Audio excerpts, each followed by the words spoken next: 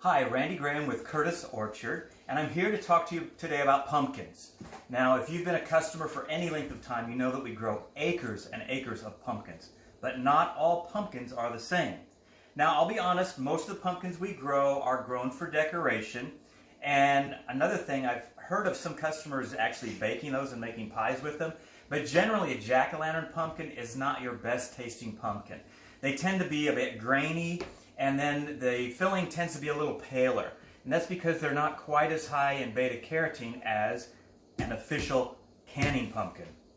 This is a variety called Dickinson Field. This is the variety that is used by canning companies. So when you buy a can of pumpkin, it's got this type or one very similar to it. Now there's a couple of reasons that the canning companies use these.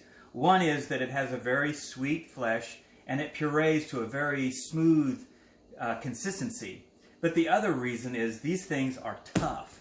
They are very dense, very heavy, and very thick fleshed. So when they move them with all of their equipment and their manufacturing stuff, they don't break real easily. So that's probably the biggest reason that they use these.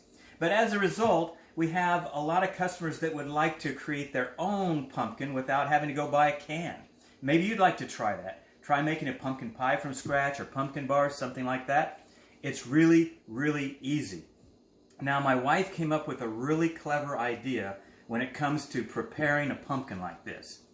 We used to think that like a squash or something, you had to cut it in half, put the two halves face down in a little pan of water so that they didn't stick and burn, and then process it after that. But she discovered that you can actually just take this entire pumpkin uncut and stick it in the oven.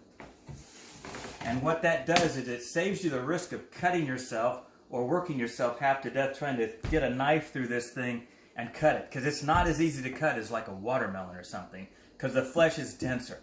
So what we will do is put this in the oven, and then when it comes out, you put it in for probably 45 minutes to an hour, hour and 15, depends on the size of the pumpkin. And when you come out to the farm, you can pick any different size you want. They come as small as 4 or 5 pounds and as big as like 70 pounds. But you want it to be slightly fork tender. It doesn't have to be super tender. But what that does in the first phase, that first 45 minutes to an hour at 350 degrees, is it makes it easy to cut. And then we'll cut it in half, remove the seeds, and then we'll bake it like people are used to baking them, with the two halves face down. And I just came on the video here at the beginning to give you a little bit of the backstory about the pumpkin. Fun fact, 90% of canned pumpkin is grown in Illinois. So Illinois is very famous for its pumpkin growing. So after this comes out of the oven, my wife is going to be with you to show you the rest of the steps. Okay, so we're putting it in the oven, and I realize that not everyone would have a pan of this type, but you do need a little bit of a deep pan. So I would recommend is go buy like a foil turkey roasting pan at the grocery store, at Farm and Fleet or Rural King, someplace like that, and get a couple of them so you can do both halves of the pumpkin. And you need a little bit of that depth because when it comes out, it will be pretty juicy. Hi, this is the Dickinson pie that has been baked for about an hour and a half. I ended up not having to cut it in half because it just happened to cook soft enough. You can tell, you can just stick it right through there. And the next step I do is I will cut it in half. Now you want to make sure you have a deep pan because there's going to be lots of liquid that comes out. And this just slices just perfectly right through that pumpkin. And you can see the liquid coming out of it. It's really hot.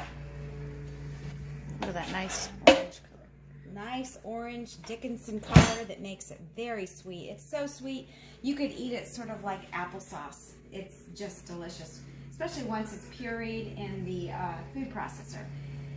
So once it cools just a bit, I'll take one half. Here it is, all cleaned out. The strings are all right here, the seeds, and this is the flesh of the pumpkin.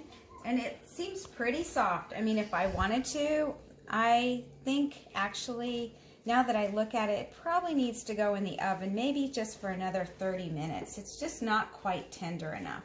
So what I'm going to do is take the seeds out, and actually I'm going to just put it onto this baking pan.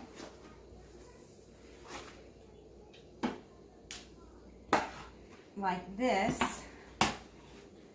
upside down. And then this one I'm going to clean out, and then I'm going to put this back in the oven for maybe 20 to 30 minutes until it's really soft in the middle. So then I will then process. It's probably another 30 minutes baking in the oven after I'd cut it in half. And so it's very soft now, as you can tell. So I'm going to flip it over, and there's lots more water that it has baked out of the pumpkin. So I'm going to take this pulp, or the meat of the pumpkin, and I'm going to put it in my food processor. So I'm just going to scrape it out and put it in there. Okay, that's probably full enough now. I've got some of it, most of it scraped out. I would probably get enough to make probably 4 pies, some pumpkin bread, soup, so many good things with it. You could even feed a baby this. Is what it looks like. Here we are with the leftover pumpkin that we've done after cooking it and then pureeing it. And I make sure it's very fine when I puree it. It may take about 3 minutes. And this is already 1 cup and 3/4 ready for a pie.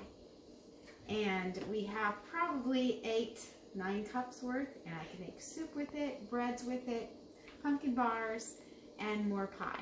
You can freeze it, or you can just store it in your fridge up to probably about 6 days.